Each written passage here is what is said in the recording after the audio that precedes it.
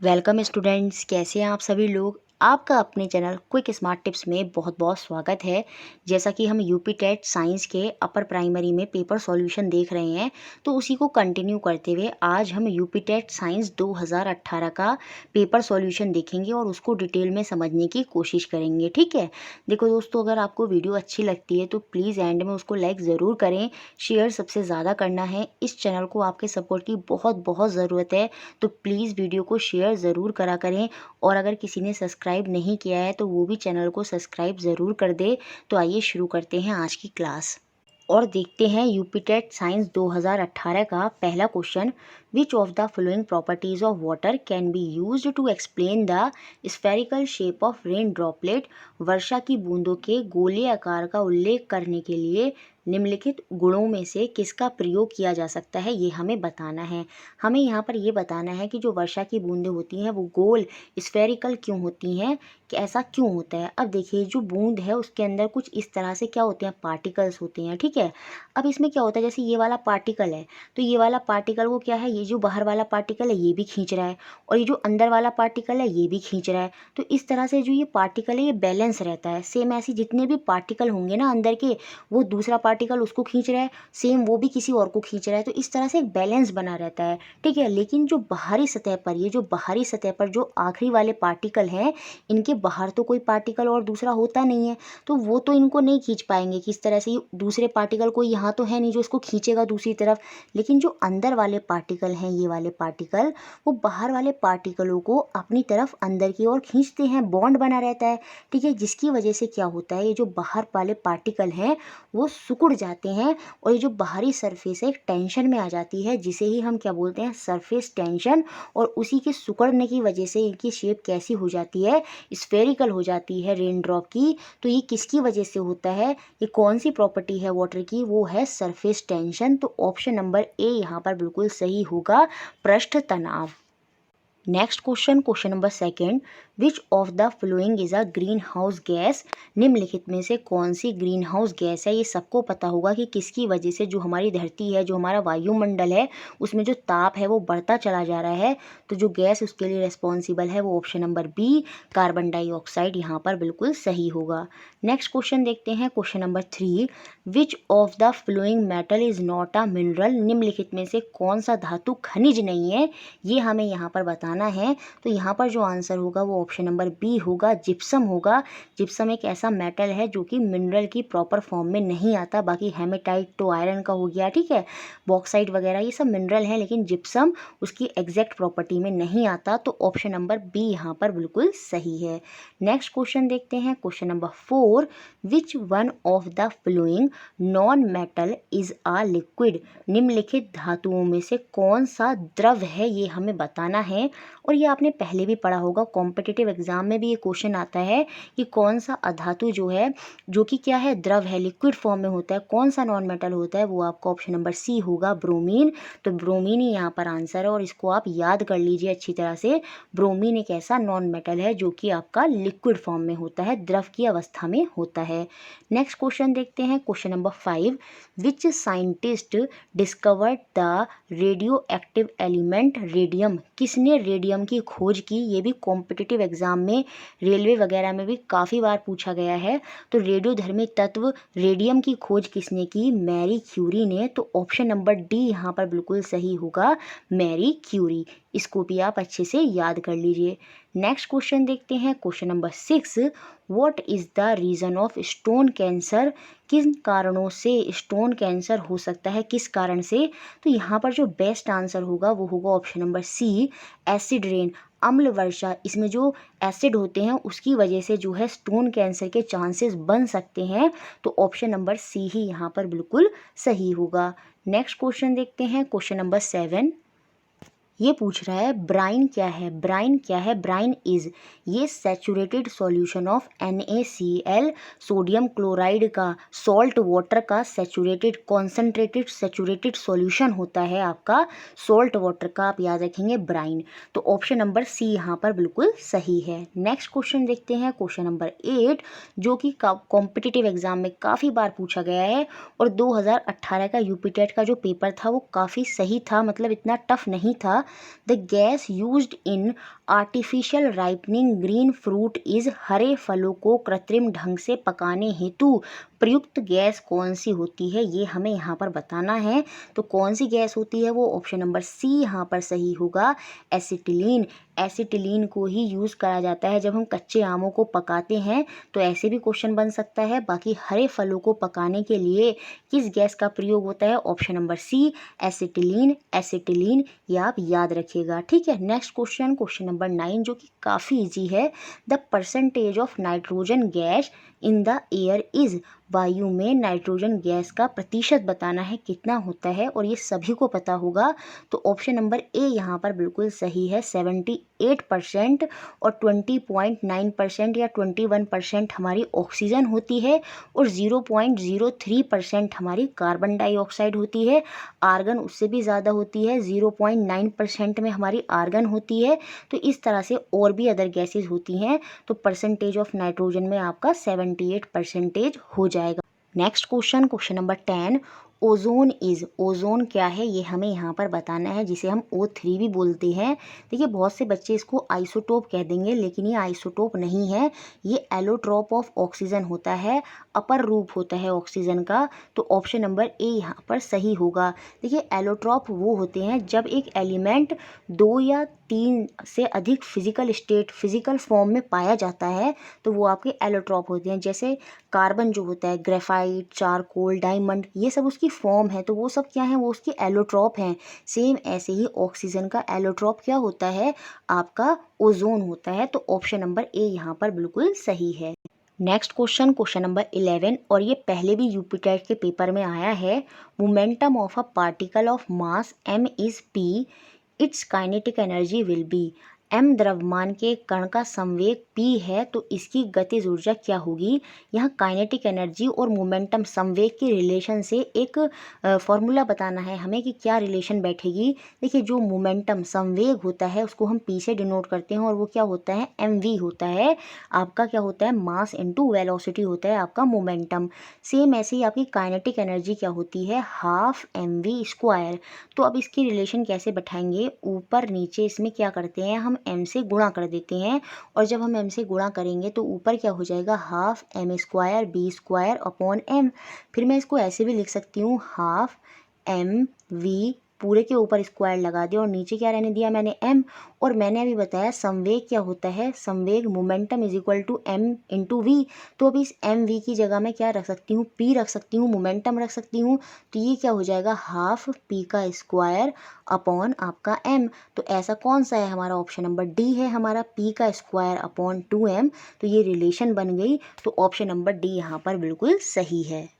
Next question, question number 12, और ये question UP TET exam के लिए बहुत ज़्यादा इंपॉर्टेंट है। इस तरह का न्यूमेरिक आ सकता है क्योंकि पहले भी इस तरह के न्यूमेरिक पूछे गए हैं, तो इसको थोड़ा ध्यान से आप देखेंगे।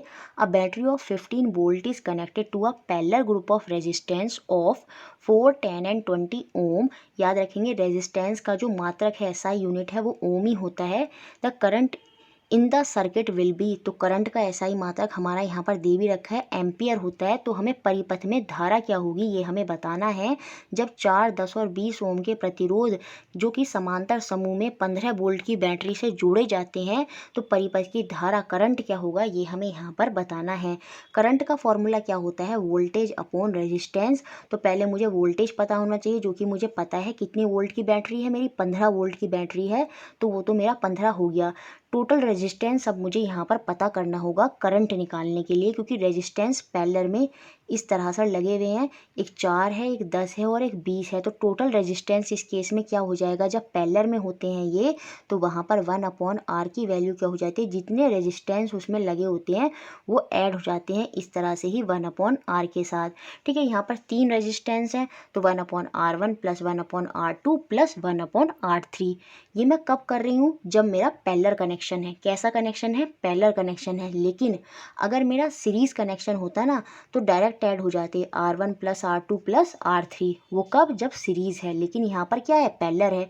तो 1/4 प्लस 1/10 प्लस 1/20, यही तो 3 रेजिस्टेंस है। तो टोटल रेजिस्टेंस यहाँ से निकल कर आएगा, एलसीएम लेंगे तो 20, 4 5 या 20, 10 2 या 20, 20 1 या 5 6 7 8/20 और 4 की टेबल से अभी हम इसको कट कर सकते हैं। तो 4 2 जा 8 और 4 5 जा 20। तो यहाँ से जो मेरी 1/r की वैल्यू है वो कितनी निकल कर आ गई, 2/5। ये 1/r की वैल्यू है। यहाँ से मैं अगर खाली r की वैल्यू बताऊँ तो रेसिप्रोकल करना पड़ेगा, तो वो निकल कर आ गई मेरी 5/2 ओम। तो यही मेरा टोटल रेजिस्टेंस है, 5/2 ओम। तो अब मैं इसको फॉर्मूले में रख दूंगी, करंट वाले में, धारा वाले में। वो क्या था, वोल्टेज बटे रेजिस्टेंस। तो वोल्टेज मेरा 15 ओम है और जो मेरा रेजिस्टेंस है वो कितना है, 5/2 है। तो ये 2 तो मेरा ऊपर चला जाएगा, तो क्या हो जाएगा इस तरह से, 15/5 × 2।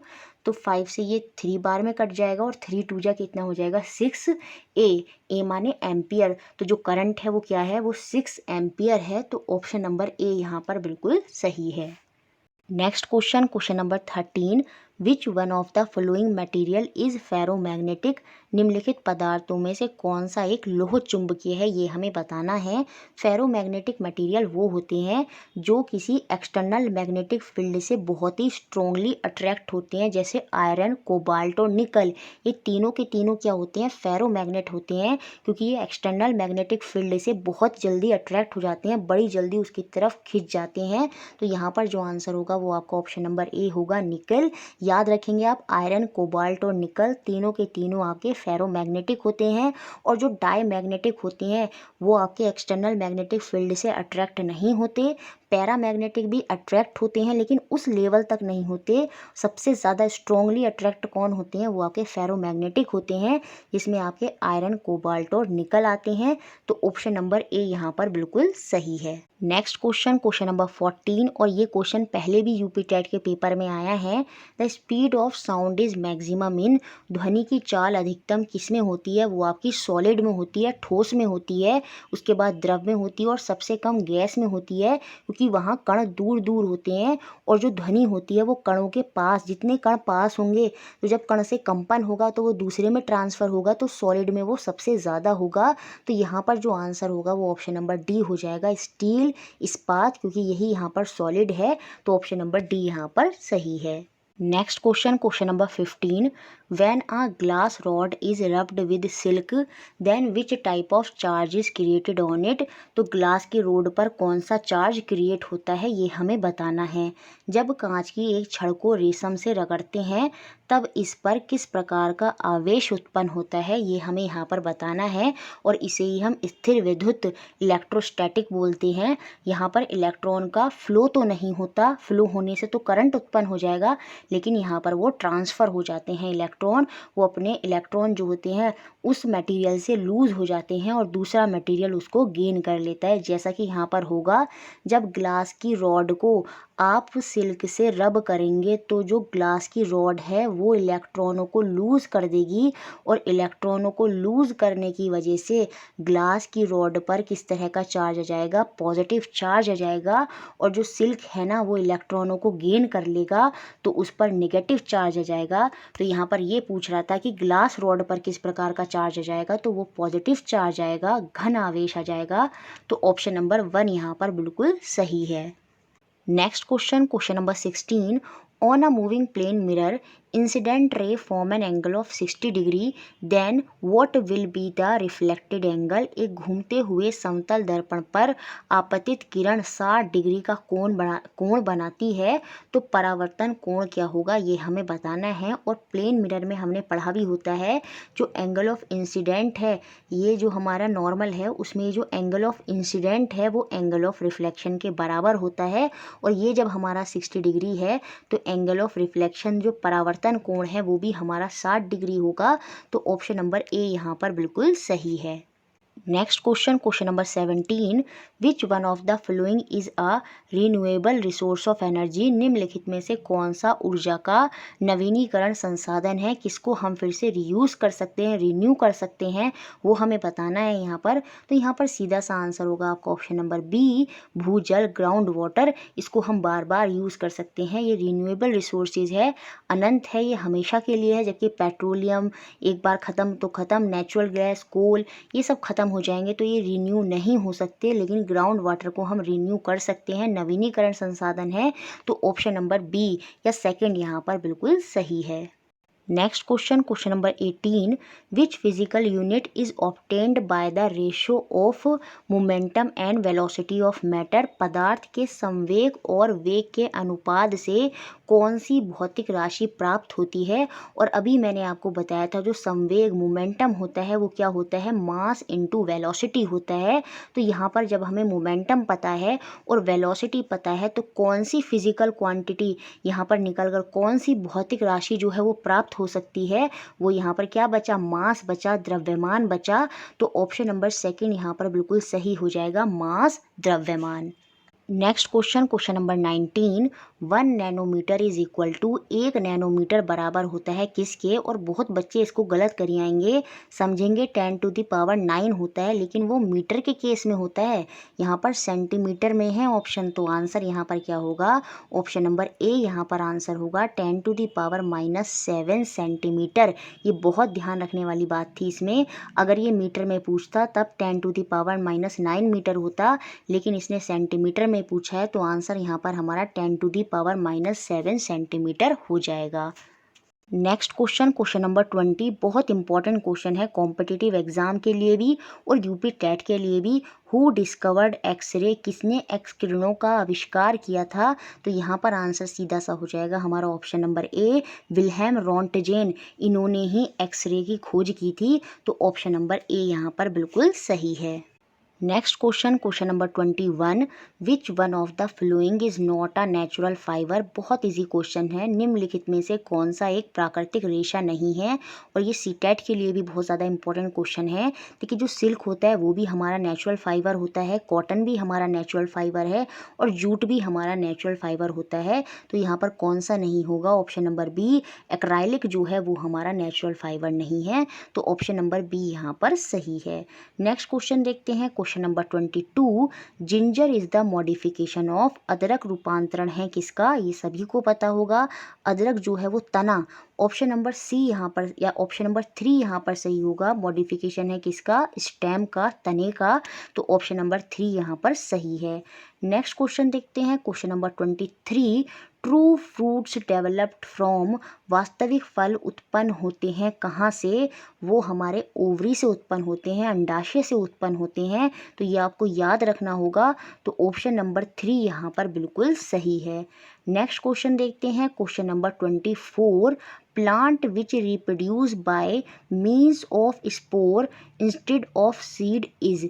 ऐसे पादप जो बीज की अपेक्षा बीजाणु के माध्यम से प्रजनन करते हैं, स्पोर्स के माध्यम से प्रजनन करते हैं, बीज के माध्यम से नहीं करते, बीजाणुओं के माध्यम से प्रजनन करते हैं। तो वो कौन सा है यहाँ पर, तो ऑप्शन नंबर बी या सेकंड यहाँ पर सही हो जाएगा, फर्न। तो यही यहाँ पर आंसर होगा, अभी आपको ये याद ही रखना होगा। नेक्स्ट क्वेश्चन देखते हैं, question number 25, the element essential for synthesize of protein in plant is. पौधों में प्रोटीन संश्लेषण के लिए अनिवार्य तत्व कौन सा है, ये हमें बताना है। तो वो अनिवार्य तत्व होता है आपका नाइट्रोजन। नाइट्रोजन जो होता है वही प्रोटीन को सिंथेसाइज करने के लिए इम्पोर्टेंट होता है प्लांट में। और ये इनको डायरेक्ट एयर से नहीं मिलता, ये मिट्टी से उसको प्राप्त करते हैं। तो ऑप्शन नंबर सेकंड यहाँ पर सही हो जाएगा, nitrogen. Next question, question number 26, which one of the following is not a non communicable disease. निम्नलिखित में से कौन सा एक गैर संचारी रोग नहीं है जो हमारा नॉन कम्युनिकेबल नहीं है, मतलब कम्युनिकेबल है। तो ये हमें बताना है। देखिए जो हाइपरटेंशन है ये किसी से फैल नहीं सकती, तो ये तो नॉन कम्युनिकेबल है। ये पूछ रहा है कौन सा नॉन कम्युनिकेबल नहीं है। तो हमारा अर्थराइटिस ये भी नॉन कम्युनिकेबल होता है किसी के थ्रू, ऐसा नहीं कि एक पर्सन से दूसरे पर्सन में चला जाएगा। सेम ऐसे रिकेट जो विटामिन डी की कमी से हो जाता है, हड्डियों की कमज़ोरी, तो वो भी ऐसा नहीं है कि एक पर्सन से दूसरे पर्सन में होगा।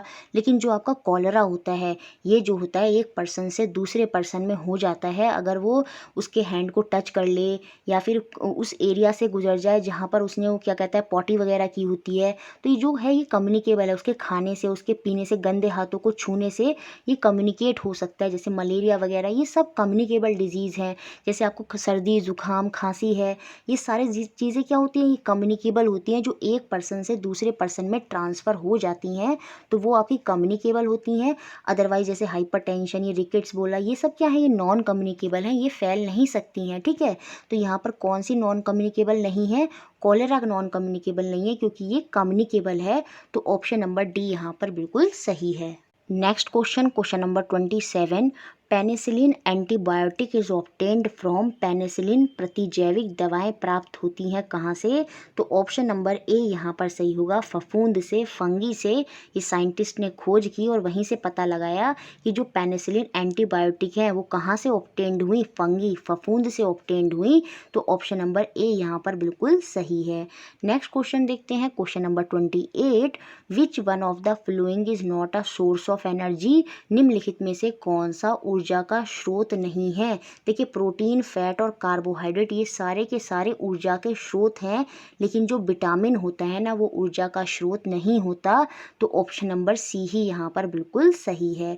नेक्स्ट क्वेश्चन देखते हैं, क्वेश्चन नंबर 29, जिसको आपको याद ही करना होगा, the coding segment of DNA is called, DNA के कोडिक सेगमेंट को क्या कहा जाता है? उसे आपका एक्सॉन कहा जाता है। तो ऑप्शन नंबर डी यहाँ पर बिल्कुल सही होगा, एक्सॉन। और कमेंट बॉक्स में आप मुझे बताएंगे कि डीएनए की फुल फॉर्म क्या होती है, तो वो आपको मुझे कमेंट बॉक्स में बतानी है। नेक्स्ट क्वेश्चन और लास्ट क्वेश्चन देखते हैं, जो यूपी टेट साइंस 2018 का था, विच of the following is not a micronutrient, निम्नलिखित में से कौन सा एक सूक्ष्म पोषण तत्व नहीं है, ये हमें बताना है। तो वो हो जाएगा आपका कैल्शियम। कैल्शियम जो होता है वो एक आपका माइक्रोन्यूट्रिएंट प्रोडक्ट नहीं होता। तो ऑप्शन नंबर डी ही यहाँ पर बिल्कुल सही होगा। तो इस तरह से ये हमारे 30 क्वेश्चन थे जो यूपी टेट साइंस 2018 में पूछे गए। मुझे लगता है आपको वीडियो पसंद आई होगी, तो प्लीज़ उसको लाइक ज़रूर करना है, शेयर सबसे ज़्यादा करना है और इसी तरह हमारे साथ जुड़े रहना है। Thank you for watching.